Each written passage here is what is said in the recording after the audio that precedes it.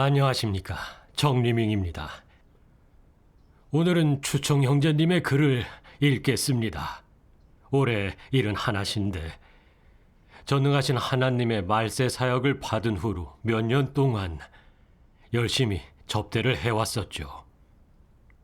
그런데 접대했던 형제 자매가 경찰에 잡혀가는 등 위험한 상황이 닥치자 잠깐의 두려움에 형제님은 평생 후회할 일을 하게 됩니다.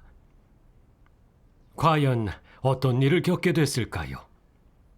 지금부터 형제의 경험을 읽어볼 텐데 간증문 제목은 지울 수 없는 아픔입니다. 제가 47일 때 시력이 갑자기 떨어졌습니다. 관리를 잘 못하면 실명한다길래 어쩔 수 없이 퇴직하고 쉬게 됐죠. 그땐 정말 앞이 막막해지고 삶에 대한 의욕도 잃고 너무 괴로웠습니다. 2007년에 전 전능하신 하나님의 말세 사역을 받아들이게 됐습니다. 얼마 안 돼 눈도 다 낫게 됐죠. 하나님 사랑에 보답고자 본분을 시작했습니다. 형제자매들이 일이 있으면 제가 도울 수 있는 건 최대한 도왔고요. 저희 집에서 아무리 많이 예배드리고 오래 머물러도 열심히 대접했습니다. 집이 크지 않다 보니까 사람이 많이 오면 침대가 부족해 전 바닥이나 소파에서 잤죠. 그렇게 하면 하나님께 충성하는 건 줄 알았습니다. 그런데 나중에 드러난 일을 통해 제가 정말 너무 이기적이고 충성심이 없단 걸 알게 됐습니다. 그건 제게 지울 수 없는 아픔이 됐습니다. 2014년에 제가 접대했던 교회 리더가 경찰에 잡혔습니다. 저희 집에서 지냈던 자매라 안전 때문에 저와 아내는 집을 옮기게 됐죠. 그때가 설이라 가장 추울 때인데 저흰 갈 데가 없어 너무 괴로웠습니다. 둘 다 60이 넘은 데다 아내는 척수 공동증까지 앓고 있어서 너무나 허약했고 어디 갈 데가 없었죠. 나중에 한 자매가 저희에게 잠시 정착할 집을 찾아줬습니다. 근데 또 제가 접대했던 두 자매마저 잡혔단 얘기를 듣게 됐죠.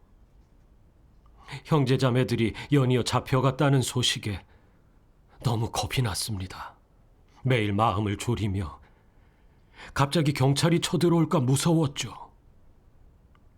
그래서 눈가림용으로 마사지 기기를 가져다 놓고 형제 자매를 접대했습니다. 그러다 2017년 어느 날 예배 때 한 자매가 하는 말이 거주 중인 집주인의 불신자 아들이 왔는데 하나님 믿는 걸 심하게 반대해 못 있을 것 같다고 했죠. 자매 사정이 딱한 것 같아 저희 집에 오라고 했습니다. 얼마 후 공산당이 임대 세제 중심으로 대대적 조사를 진행할 거란 얘기를 들었습니다. 걱정이 됐죠. 저희도 월세집인데 자매를 데리고 있을 때 경찰이 조사 나오면 뭐라고 해야 하나? 자매는 중요한 본분을 맡은 사람이라 잡혀가면 저희도 큰일 날 것 같았죠. 아내도 몸이 안 좋고 작은 일에도 쉽게 충격을 받는데 못 버틸까 걱정됐습니다. 아내는 잡혀갈까 무서워 자매를 내보내라고 했습니다. 근데 그 추운 겨울에 갈 곳 없는 자매를 차마 보낼 수 없어서 잠시 있게 하자고 설득했습니다. 아내는 화를 내며 뒷일을 생각해 보라고 했습니다. 보니 안 그래도 공산당의 박해가 날로 더 심해지고 주민위원회도 실명을 등록하는데 제가 형제자매를 접대하는 게 경찰에 들킨다면 큰일 나겠다 싶었습니다. 아내와 제 연금도 다 잘리고 재산도 차압될 게 분명했죠. 그건 저희가 평생 쌓아온 건데 그걸 잃으면 앞으로 어떻게 살겠습니까? 또 자식들에게도 피해가 갈까 걱정이 됐습니다. 우린 나이도 많고 몸도 안 좋으니 잡혀가 고문받으면 버틸 수나 있을까 근심도 했습니다. 또 못 버티고 유다라도 되면 결말도 잃게 되는데 그럼 하나님을 믿은 것도 허사가 되지 않습니까? 더구나 아내 말대로 안 하면 화낼 게 뻔했고요. 고민 끝에 아내 말대로 했습니다. 자매한테 옮기는 게 어떻겠냐고 했죠. 근데 자매가 한 달 후에도 안 옮겨 그 사이에 무슨 일이라도 터질까봐 옮길 집은 찾았냐, 언제 옮길 생각이냐 이런 말들을 자주 꺼내면서 은근히 내보내려고 했습니다. 사실 저도 그럴 때면 가책을 느끼곤 했죠. 그렇게 지내다가 자매가 다른 곳으로 옮겼습니다. 그래도 전 그 일에서 반성을 안 했죠. 2018년 구정 때 리자매가 거주지에 경찰의 감시가 붙어 당분간 지낼 곳이 없는데 저희 집에 머물 수 있냐고 했습니다. 저는 정착이 먼저니 별 고민 없이 그러라고 했습니다. 근데 예배 때문에 자매가 외출이 잦으니 생각이 많아졌습니다. 마침 설 기간이라 경찰들이 대대적인 수사를 할 수 있는데 이럴 때 잡혀가면 저희 가족도 다 피해를 볼 것 같았습니다. 그럴수록 자매가 저희 집에 있는 게 위험성이 커 보였죠. 전 신변의 안정과 자식의 앞날을 위해 어떻게 하면 자매를 내보낼까 생각했습니다.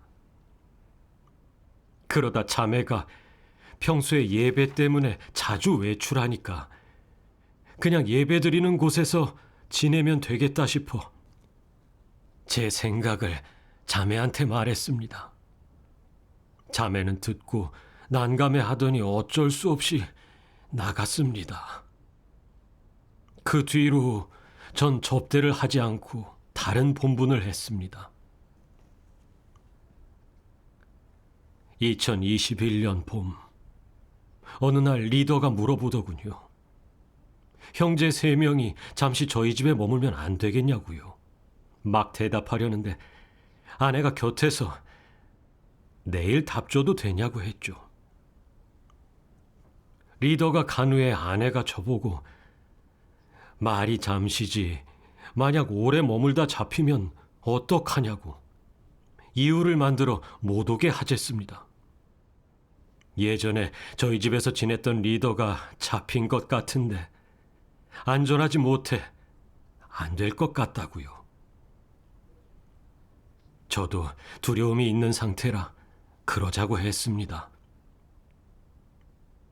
근데 다음날 거절 이유를 말하기 전에 리더가 먼저 형제들 거처가 마련됐다고 하면서 저희 집에서 지냈던 리더가 잡혔다며 저희 집도 위험하니까 본분을 잠시 멈추랬습니다. 그 순간 마음이 덜컥했습니다. 하나님의 진노가 임했다고 느껴졌죠. 하나님은 마음을 보시잖아요. 제가 안 받겠다고 말은 안 했지만 속으로 그렇게 생각했으니까 본분을 거절한 거죠. 또 말을 돌려서 형제 자매를 내쫓았으니 본분을 대하는 저의 태도에 하나님이 노하셔서 이런 상황을 주신 게 아닐까 싶었습니다. 마음이 허해지면서 불안해지고 징벌받아 어둠에 빠진 것 같은 느낌이 들었습니다. 그때 기도했죠. 하나님, 본분이 정지된 건 우연이 아니라 당신의 뜻이 있는 줄 압니다. 제가 공과를 배울 수 있게 깨우쳐 주십시오. 그 후에 말씀을 보게 됐습니다. 너희는 자녀와 남편을 위해 그리고 자신을 지키기 위해 나를 문전박대한다. 너희의 가정과 자녀, 지위와 앞날, 그리고 누리는 데에만 관심을 둘 뿐 나에게는 신경을 쓰지 않는다. 너희가 말을 할 때, 이 일을 할 때 나를 생각해 본 적이 있느냐? 날이 추울 때도 더울 때도 너희는 자녀와 남편, 아내 그리고 부모를 생각하지 나를 떠올리지는 않는다. 본분을 이행할 때도 네가 생각하는 것은 자신의 이익과 신변안전 그리고 너의 가족이다. 내가 행한 일 중에 나를 위한 것이 있었느냐? 언제 나를 생각한 적이 있었느냐? 나와 내 사역을 위해 모든 것을 불사한 적이 있었느냐? 내 마음에 합하는 증거는 어디에 있느냐? 실제로 나에게 충성하였느냐? 실제로 나에게 순종하였느냐?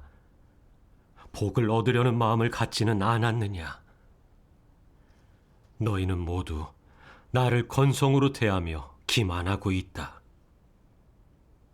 또한 진리를 우롱하고 진리의 존재를 덮어 감추며 진리의 본질을 배반하고 있다. 나를 이토록 적대시했으니 너희를 기다리고 있는 것이 무엇이겠느냐? 너희는 막연한 하나님과 합하며 막연한 신앙만을 추구하지 그리스도의 마음에는 합하지 않는다. 이런 악행을 저지르고 있으니 악인과 똑같은 보응을 받지 않겠느냐? 이 말씀은 제게 하신 말씀이었습니다. 제가 접대했던 형제 자매가 계속 잡혀가니까 전 두려움에 빠졌고 제 안전을 위해 형제 자매를 내쫓았습니다. 또 리더가 형제 셋을 부탁했을 때도 전 대답 않고 거짓말로 거절하려고 했습니다. 제가 한 짓들을 생각해 보니 하나님 믿는 사람인가 싶었습니다. 형제자매가 위험에 처하게 됐을 때 전체 이익과 안위만 생각하고 형제자매는 외면했습니다. 정말 인간성이 없고 너무 비열했습니다. 제 자식들에게는 추울까 배고플까 누구보다 살뜰하게 챙겨주고 어떤 위험과 어려움이 있어도 자식 고생 안 시킨다고 제가 다 짊어지곤 했습니다. 근데 형제 자매한테는 너무나도 매정했습니다. 전 정말 사람도 아닙니다. 제가 밉고 후회됐죠. 그리고 이 말씀도 봤습니다. 사람의 행위가 선인지 악인지를 가늠하는 기준은 무엇이냐? 바로 사람이 마음으로 생각하는 것, 드러내는 것, 행하는 것에 진리를 실행한 간증, 진리 실제를 살아낸 간증이 있는가를 보는 것이다. 내게 그러한 실제가 없고 그러한 살아냄이 없다면 너는 의심할 나위 없이 악을 행하는 사람이다. 하나님은 악을 행하는 사람을 어떻게 보겠느냐? 내가 마음속으로 생각하는 것, 겉으로 행동하는 것은 하나님을 증거하는 것이 아니고 사탄을 수치스럽게 하거나 물리치는 것이 아니라 오히려 하나님을 욕되게 하고 어디서나 하나님을 욕보이는 표가 되는 것이다. 너는 하나님을 증거하는 것도 하나님을 위해 헌신하는 것도 하나님을 위해 내 책임과 의무를 다하는 것도 아니라 너 자신을 위하는 것이다. 자신을 위한다는 것은 무슨 의미이냐? 정확하게 말하면 사탄을 위한다는 의미이다. 그러므로 마지막에 하나님은 불법을 행하는 자들아 내게서 떠나가라 라고 말씀할 것이다. 하나님이 보기에 내가 행한 것이 선행이 아니라 오히려 악행이어서 하나님께 인정받지 못할 뿐만 아니라 정죄받게 된다. 이렇게 하나님을 믿는 것은 대체 무엇을 위해서냐? 믿어도 결국에는 전부 허사가 되지 않겠느냐? 본분을 이행하는 사람이 진리를 깨달은 정도가 깊든 얕든 상관없이 진리의 실제에 진입하기 위한 가장 간단한 실행 방법은 바로 어디서나 하나님 집의 이익을 생각하고 자신의 사욕과 속셈, 동기, 체면, 지위를 내려놓는 것이다. 하나님 집의 이익을 첫자리에 놓는 것은 기본적으로 해야 할 일이다. 본분을 이행하는 사람이 이것조차 하지 못한다면 어떻게 본분을 이행한다고 할 수 있겠느냐? 그것은 본분을 이행하는 것이 아니다. 하나님은 사람이 품은 생각과 행동이 진리에 부합하는지에 따라 선악을 판단하십니다. 제가 행한 걸 돌아보니 제가 가진 생각부터 언행까지 전부 다 하나님 마음을 헤아린 건 없고 제 이익만 생각했었습니다. 형제자매들이 복음을 전하다가 큰 붉은 용의 박해를 받아 갈 곳도 없이 도피를 하고 마땅한 거처를 찾지 못해서 마음 놓고 본분도 못하는데 전 제가 위험할까봐 받아주지 않고 쫓아내려고만 했습니다. 도움은 못 줄 망정 더 힘들게 했죠.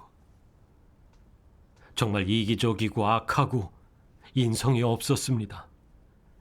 하나님을 조금이라도 경외하고 인간성이 있었다면 위험할 때 하나님의 마음을 헤아리고 형제자매의 안위를 생각하면서 어떻게든 그들을 보호하려고 했겠죠. 주님이 그러셨잖아요. 진실로 너희에게 이르노니 너희가 여기 내 형제 중에 지극히 작은 자 하나에게 한 것이 곧 내게 한 것이니라. 큰 붉은 용의 박해로 힘든 상황에 처한 형제 자매를 전 받아주지 않았습니다. 이게 하나님을 대하는 저의 태도잖아요. 전 이기적이고 비열한 사람이라 어느 날 그리스도를 모시게 돼도 분명 그럴 것 같았습니다. 형제자매를 쫓아보내던 일들을 생각하면 너무나 큰 잘못을 한 것 같아 불안했고 괴로움이 밀려왔습니다. 그래서 기도했죠. 하나님, 전 인간성이 없습니다. 하나님이 주신 진리를 그렇게 많이 누리고도 하나님 마음을 생각지 않았습니다. 형제 자매들이 환난을 당할 때 접대해 주지는 못하고 오히려 쫓아내기만 했습니다. 하나님이 증오하시는 행동만 했습니다. 그렇게 어둠에 빠져 고통받는 건 자업자득이고 당신의 공의로움을 보여주신 겁니다. 하나님 감사합니다. 하나님, 다시 접대할 기회를 주신다면 회개하고 최선을 다해 당신을 흡족해 해드리겠습니다. 그렇게 지내다 전 다른 곳에 가서 본분을 하게 됐습니다. 하나님께 너무 감사했고 그 기회를 소중히 여겼습니다. 얼마 후 아내가 갑자기 세상을 떠났습니다. 눈 감기 전에 제게 그러더군요. 내일 맡은 본분에 나는 못 가도 당신은 본분을 잘해야 해요. 후회 섞인 아내의 마지막 말을 듣고 전 다시 되돌아봤습니다. 아내가 생전에 했던 일들을 보면 본분에서 자기 이익만 챙길 뿐 충성과 순종을 찾아볼 수 없었죠. 두려움에 형제자매를 접대하지 않았고 형제자매를 내쫓으라고 계속 절 부추겼습니다. 그건 악행이죠. 아내의 유언을 통해 본분에서 많은 죄책감과 후회를 남겼다는 걸 느꼈습니다. 또 아내의 죽음이 제게는 경종을 울렸죠. 더는 예전처럼 본분하면 안 된다는 걸 깨닫게 됐습니다. 죽음 앞에 이르면 본분하고 싶어도 때는 늦었죠. 전 기도했습니다. 하나님, 제 나이 70이라 할 수 있는 게 없습니다. 접대라도 할 수 있는 건 당신의 은총입니다. 예전엔 이기적이라 형제자매를 잘 대하지 않고 과오를 남겼습니다. 회개합니다. 남은 시간 동안 진리를 추구하며 본분을 잘하겠습니다. 그리고 생각해 봤습니다.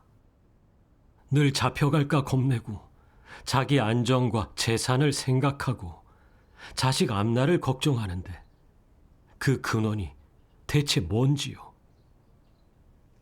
나중에 이 말씀을 받습니다.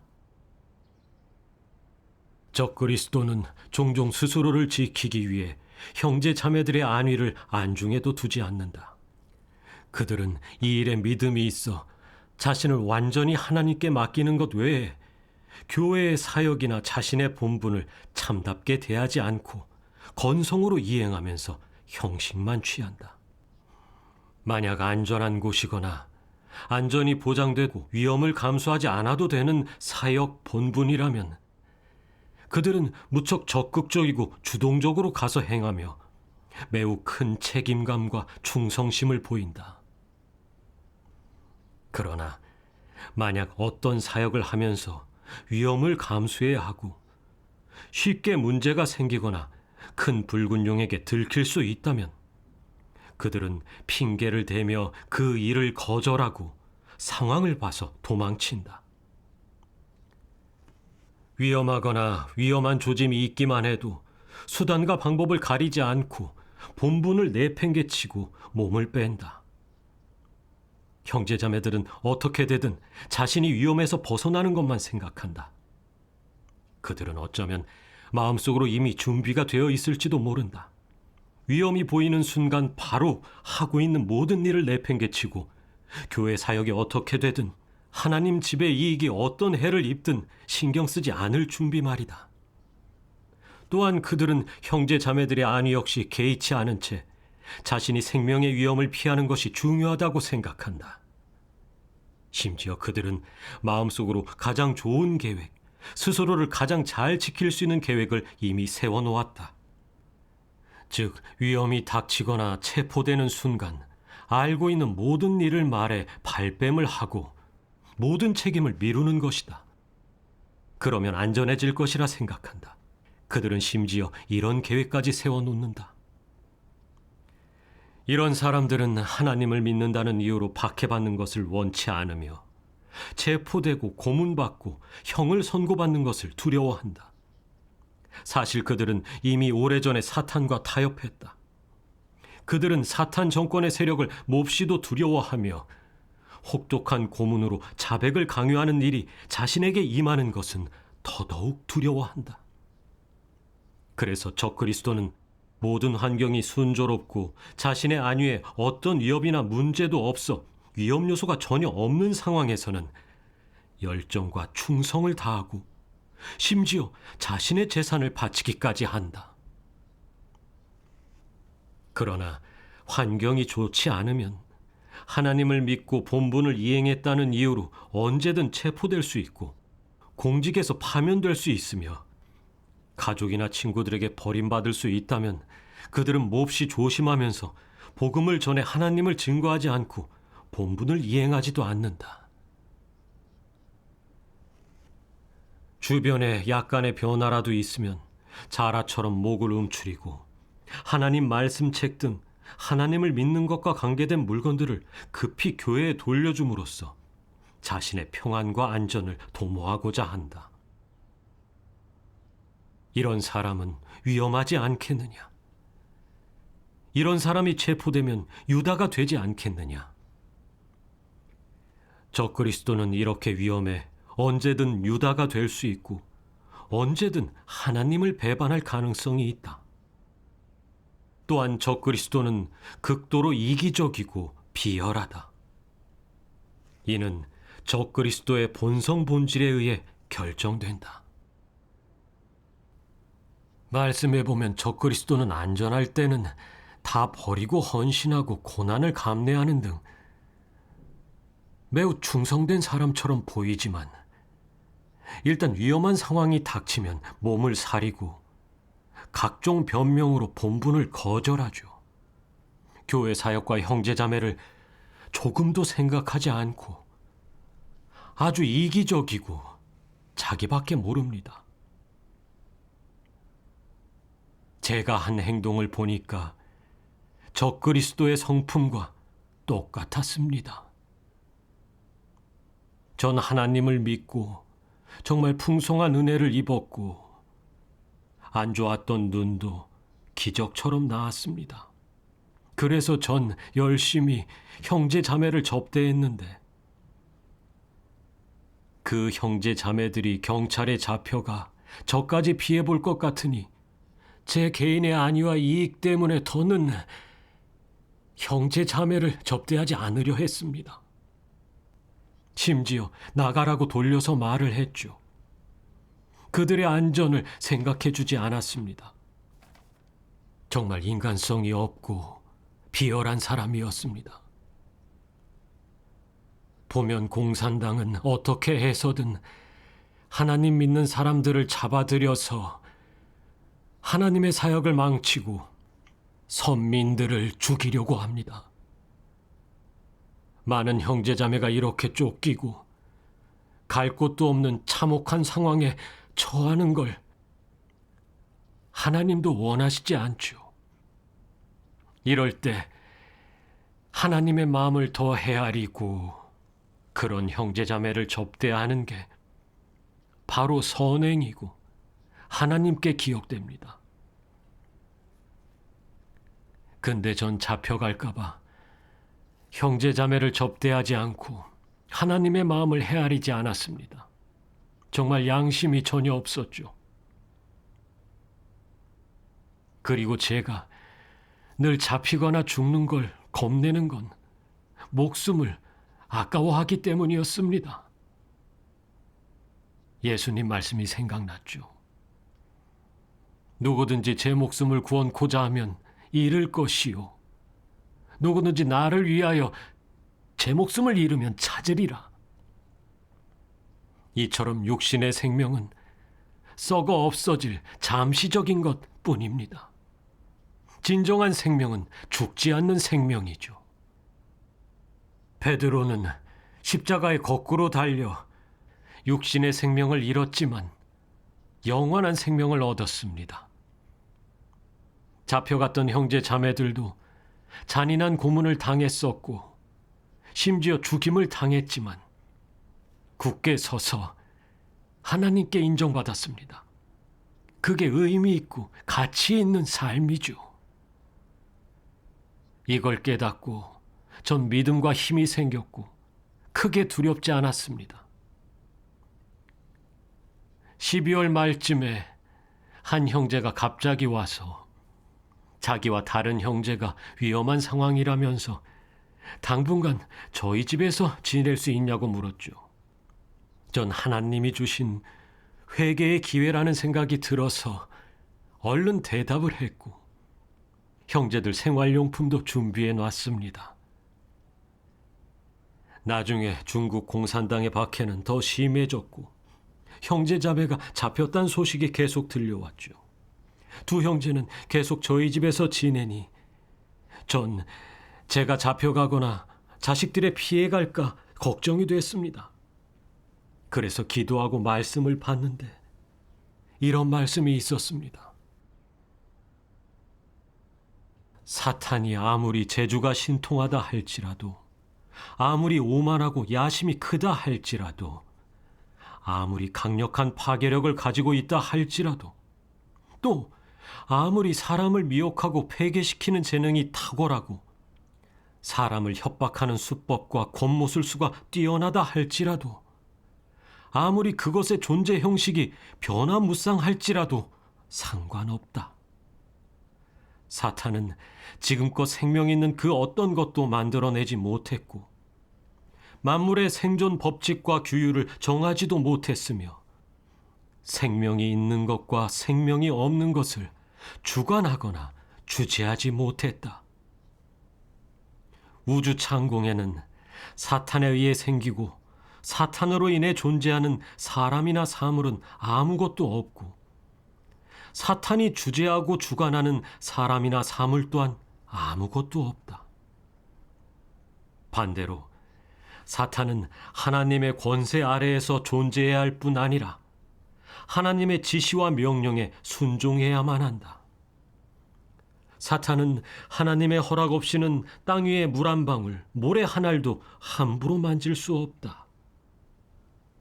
하나님의 허락 없이는 땅 위의 개미조차도 마음대로 움직일 수 없거늘 하물며 하나님이 만든 인류는 어떠하겠느냐.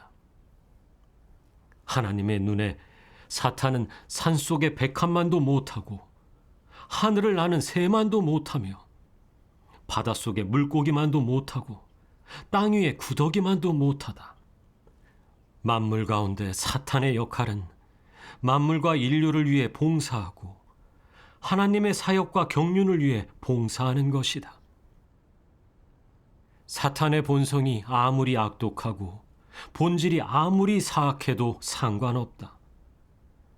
사탄이 유일하게 할 수 있는 일은 분수에 맞게 자신의 기능, 그러니까 하나님을 위해 봉사하는 기능과 부각물의 역할을 잘 수행하는 것이다. 이것이 바로 사탄의 본질이자 본래 자리이다. 사탄의 본질은 생명과 무관하고 능력과 무관하며 권병과 무관하다. 사탄은 하나님 수중에 있는 장난감, 하나님을 위해 봉사하는 기계에 불과하다. 이 말씀이 믿음과 힘이 됐습니다. 그때 알았죠. 하나님이 모든 걸 주관하시니 사탄은 하나님이 선민들을 온전케 하시기 위한 부각물에 불과할 뿐입니다. 사탄 세력이 아무리 강하고 아무리 잔혹해 보여도 하나님의 허락하심이 없다면 공산당이 아무리 날뛰어도 소용없죠. 하나님이 정하신 선을 넘을 수 없으니까요. 그게 하나님의 권병이자 능력이죠. 전 저와 자녀가 피해볼까 겁났는데 그건 하나님의 전능하심과 주재하심, 하나님 권병에 대해 몰라서였습니다. 제가 잡히거나 자녀들의 앞날이 어떻게 될지는 다 하나님이 정하신 대로지 어떤 인간의 힘으로 바꿀 수 있는 게 아닙니다. 공산당이 아무리 하나님을 믿으면 자녀가 대학에 못 가고 공무원이 못 되고 군대에 못 갈 거고 구족을 멸하겠다 엄포를 놓아도 인간의 운명은 절대 바꿀 능력이 없는 겁니다. 그저 하나님을 증오하고 대적하는 악마의 본질만 드러낼 뿐이죠. 갈수록 큰 재앙이 닥치는데 죄악에서 벗어나지 못하면 다 멸망될 뿐이라 앞날을 논할 게 없습니다. 오직 하나님 앞에 나아가 진리를 실행해야만 평안과 기쁨과 좋은 미래를 얻을 수 있죠. 그래서 전 저의 가족을 온전히 하나님께 맡기기로 했습니다. 예전에 형제자매를 접대하지 않은 일은 하나님 믿는 사람으로서 수치이자 오점이 되는 일이니 더는 그러면 안 됩니다. 그래서 잡혀서 다 잃는데도 형제자매를 잘 접대하고 본분을 다하기로 했죠. 지금도 전 접대하는 본분을 하고 있는데 더는 그냥 그걸 했다는 것에만 만족하지 않고 진리를 추구하면서 폐계 성품을 해결하려고 하니 훨씬 더 충실한 느낌이 듭니다. 지나고 보면 하나님의 지혜를 볼 수 있습니다. 큰 붉은 용의 박해를 통해 제 패기함을 드러내시고 이기적이고 본분에 충성심이 없는 저를 보게 하셨고 제 자신의 패기함을 알고 작은 변화를 얻게 해주셨습니다. 하나님께 감사드립니다. 오늘의 간증 체험은 여기까지입니다. 시청해 주셔서 감사합니다. 다들 안녕히 계십시오.